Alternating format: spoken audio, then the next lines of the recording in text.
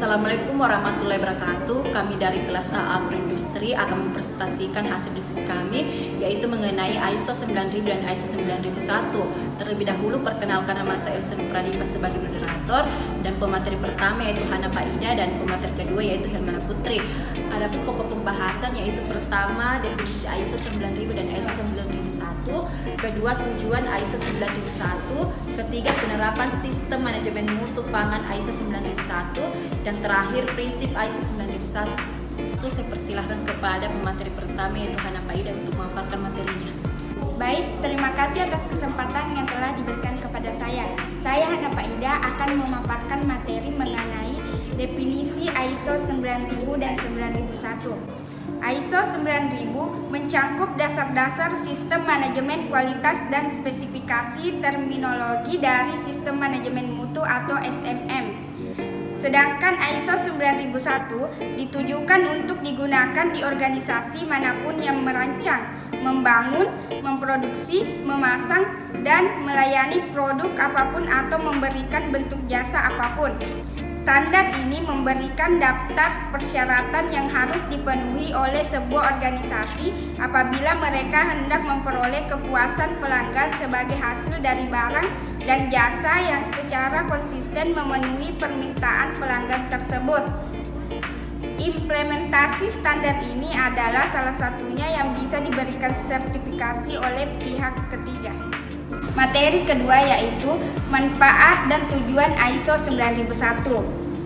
Adapun manfaatnya yaitu meningkatkan kepercayaan pelanggan, jaminan kualitas produk dan proses, meningkatkan produktivitas perusahaan, meningkatkan motivasi, moral, dan kinerja karyawan sebagai alat analisa kompetitor perusahaan, meningkatkan hubungan saling menguntungkan dengan pemasok.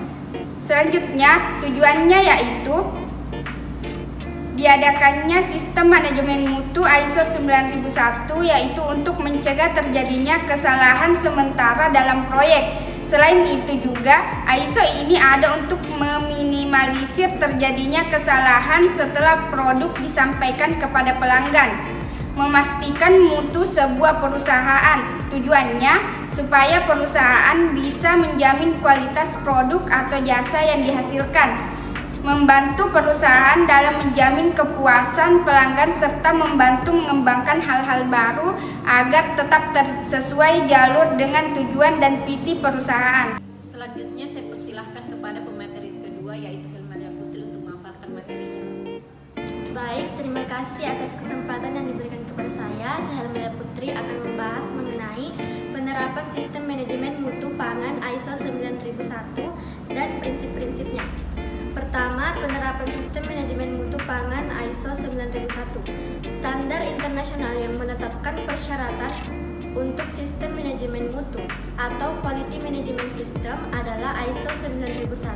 Seri terbaru dari ISO 9001 yaitu ISO 9001 tahun 2015, yaitu konteks organisasi, tanggung jawab manajemen, pengelolaan resiko dan sasaran mutu, manajemen sumber daya, termasuk sumber daya manusia dan lingkungan kerja, pengelolaan produk, termasuk dari proses desain hingga pengiriman, hubungan dengan penyedia eksternal termasuk memilih dan mengevaluasi penyedia eksternal, dan pengukuran, analisis, dan peningkatan sistem manajemen mutu melalui aktivitas seperti audit internal dan tindakan perbaikan yang berkelanjutan.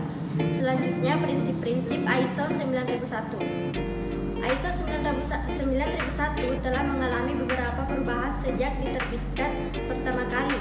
Kini panduan yang digunakan adalah ISO 9001 tahun 2015 sebagai pengganti ISO 9001 tahun 2008. Salah satu perubahan mendasar dalam ISO 9001 2015 adalah prinsip-prinsip manajemen mutu.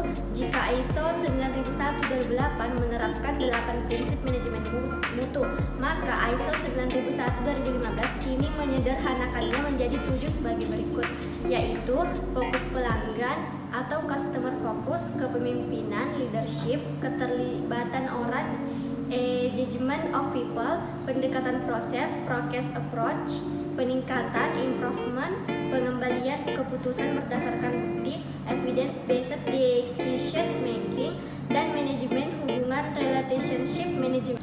Itulah tadi hasil diskusi dari kelompok kami. Lebih dan kurangnya mohon dimaafkan. Wabillahi taufiq wal hidayah. Wassalamualaikum warahmatullahi wabarakatuh.